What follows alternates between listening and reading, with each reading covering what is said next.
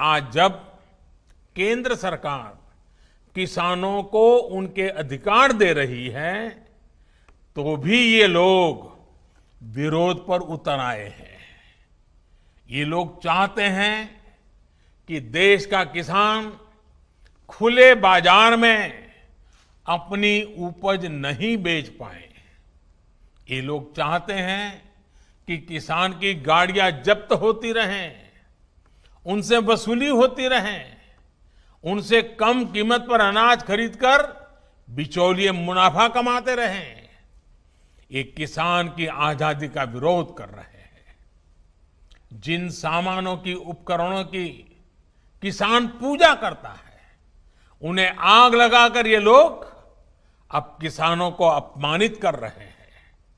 साथियों, बरसों तक ये लोग कहते रहे एमएसपी लागू करेंगे, एमएसपी लागू करेंगे, लेकिन किया नहीं। एमएसपी लागू करने का काम स्वामीनाथन कमीशन की इच्छा के अनुसार हमारी ही सरकार ने किया। आज ये लोग एमएसपी पर ही किसानों में भ्रम फैला रहे हैं। देश में एमएसपी भी रहेगी और किसानों को कहीं पर भी अपनी उपज बेचने की आजादी भी रहेगी। लेकिन ये आजादी कुछ लोग बर्दाश्त नहीं कर पा रहे हैं। इनकी काली कमाई का एक और जरिया समाप्त हो गया है, इसलिए इन्हें परेशानी है। साथियों, कोरोना के इस कालखंड में देश ने देखा है कि कैसे डिजिटल भारत अभियान ने जनधन बैंक खातों ने, रुपे कार्ड ने लोगों की कितनी मदद की है। लेकिन आपको याद होगा, जब यही काम हमारी सरकार ने शुरू किए थे तो ये लोग इनका कितना विरोध कर रहे थे। इनकी नजरों में देश का गरीब, देश के गांव के लोग अनपढ़ थे, अज्ञानी थे। देश के गरीब का बैंक खाता खुल जाए, वो भी डिजिटल लेन देन करें, इसका इन लोगों ने हमेशा विरोध किया। साथियों, देश ने ये भी देखा है कि जब वन नेशन वन टैक्स की बात आई, जीएसटी की बात आई, तो फिर ये लोग फिर विरोध करने के लिए मैदान में आ गए। जीएसटी की वजह से देश में घरेलू सामानों पर लगाने वाला टैक्स बहुत कम हो गया है। ज्यादातर घरेलू सामान, रसोई के लिए जरूरी चीजों पर टैक्स अब या तो नहीं है या फिर 5% से भी कम है। पहले इन्हीं चीजों पर ज्यादा टैक्स लगा करता था, लोगों को अपनी जेब से ज्यादा पैसे खर्च करने पड़ते थे। लेकिन आप देखिए, इन लोगों को जीएसटी से भी परेशानी, ये उसका मजाक उड़ाते हैं, उसका विरोध करते हैं। साथियों, ये लोग न किसान के साथ है, न नौजवान के साथ, और न ही देश के वीर जवान के साथ है। आपको याद होगा, जब हमारी सरकार वन रैंक वन पेंशन लाई, उत्तराखंड के हजारों पूर्व सैनिकों को भी उनका अधिकार दिया, तो ये लोग इसका भी विरोध कर रहे थे। वन रैंक वन पेंशन लागू करने के बाद से सरकार पूर्व सैनिकों को लगभग 11,000 करोड़ रुपए एरियर के तो दे चुकी है। यहां उत्तराखंड में भी 1 लाख से ज्यादा पूर्व सैनिकों को इसका लाभ मिला है। लेकिन इन लोगों को वन रैंक वन पेंशन लागू किए जाने से हमेशा दिक्कत रही। इन लोगों ने वन रैंक वन पेंशन का भी विरोध किया। साथियों, बरसों तक इन लोगों ने देश की सेनाओं को, देश की वायुसेना को सशक्त करने के लिए कुछ नहीं किया। वायुसेना कहती रही कि हमें आधुनिक लड़ाकू विमान चाहिए, लेकिन ये लोग वायुसेना की बात कभी नहीं सुनी, उसको नजरअंदाज करते रहे। जब हमारी सरकार ने सीधे फ्रांस सरकार से रफाल लड़ाकू विमान का समझौता कर लिया तो इनको फिर दिक्कत होने लगी।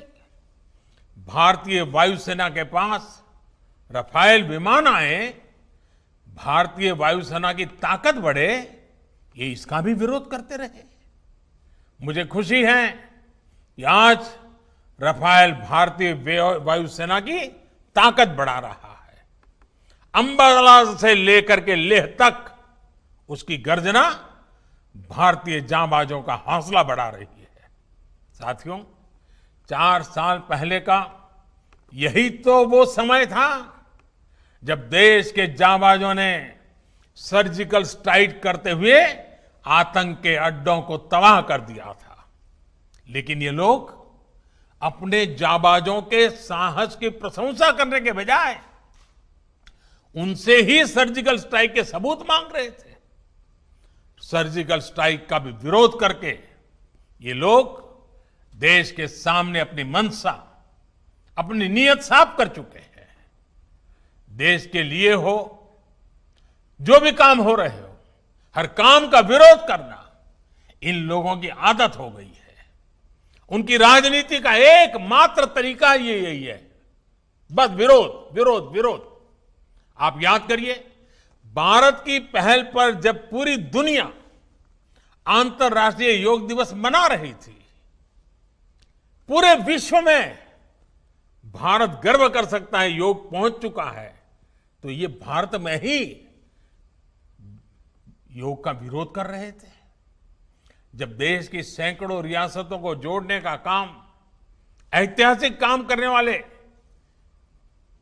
भारत की एकता को मजबूत करने का काम करने वाले सरदार वल्लभ भाई पटेल की दुनिया की सबसे ऊंची प्रतिमा का अनावरण हो रहा था, तब भी ये लोग इसका विरोध कर रहे थे। आज तक इनका कोई बड़ा नेता स्टैच्यू ऑफ यूनिटी के दर्शन करने नहीं गया है। क्यों? क्योंकि उन्हें विरोध करना है। साथियों, जब गरीबों को 10% आरक्षण का फैसला हुआ, तब भी ये इसके विरोध में खड़े थे। जब 26 नवंबर को संविधान दिवस मनाने की बात आई, तब भी ये इसका विरोध कर रहे थे। डॉक्टर बाबा साहब आंबेडकर का विरोध कर रहे थे। साथियों, पिछले महीने ही अयोध्या में भव्य राम मंदिर के निर्माण के लिए भूमि पूजन किया गया है। ये लोग पहले सुप्रीम कोर्ट में राम मंदिर का विरोध कर रहे थे, फिर भूमि पूजन का विरोध करने लग गए। हर बदलती हुई तारीख के साथ विरोध के लिए विरोध करने वाले ये लोग देश के लिए, समाज के लिए अप्रासंगिक होते जा रहे हैं। इसकी छटपटाहट है, बेचैनी है, हताशा है, निराशा है। एक ऐसा दल जिसके एक परिवार की 4-4 पीढ़ियां जिसने देश पर राज किया, वो आज दूसरों के कंधों पर सवार होकर देश हित से जुड़े हर काम का विरोध करवाकर अपने स्वार्थ को सिद्ध करना चाहता है। साथियों, हमारे देश में अनेकों ऐसे छोटे छोटे दल हैं जिन्हें कभी सत्ता में आने का मौका नहीं मिला। अपनी स्थापना के लेकर अब तक उन्होंने ज्यादातर अपना समय विपक्ष में ही बिताया है। इतने वर्षों तक विपक्ष में बैठने के बावजूद उन्होंने कभी देश का विरोध नहीं किया, देश के खिलाफ काम नहीं किया। लेकिन कुछ लोगों को विपक्ष में बैठे कुछ वर्ष ही हुए हैं, उनका तौर तरीका क्या है, उनका रवैया क्या है, वो आज देश भली भांति समझ रहा है, देश उसको बहुत बारीकी से देख रहा है। इनकी स्वार्थ नीति के बीच आत्मनिर्भर भारत के लिए बड़े रिफॉर्म्स का ये सिलसिला देश के संसाधनों को बेहतर बनाने का ये सिलसिला देश हित में है, देश की गरीबी से मुक्ति के अभियान के लिए है, देश को ताकतवर बनाने के लिए है। और ये निरंतर जारी रहेगा।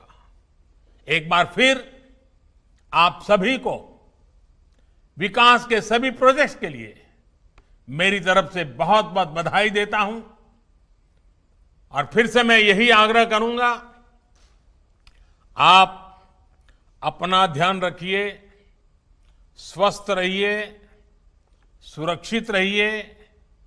बाबा केदार की कृपा हम सभी पर बनी रहे, इसी कामना के साथ बहुत बहुत धन्यवाद। जय गंगे। अब खबरें पाइए सबसे पहले हमारे मोबाइल न्यूज एप्लीकेशन पर। एंड्रॉइड या iOS प्लेटफॉर्म पर जाइए, HW न्यूज नेटवर्क को सर्च कीजिए, डाउनलोड कीजिए और अपनी सुविधानुसार भाषा का चयन कीजिए। खबरों की भीड़ में अपने काम की खबर पाते रहिए। अगर आपको हमारा ये वीडियो पसंद आया है तो आप इसे शेयर करें, फेसबुक पर हमारे पेज को लाइक करें, ट्विटर पर हमें फॉलो करें, यूट्यूब पर जरूर सब्सक्राइब करें ताकि आपको हमारे हर खबर की अपडेट मिलती रहे।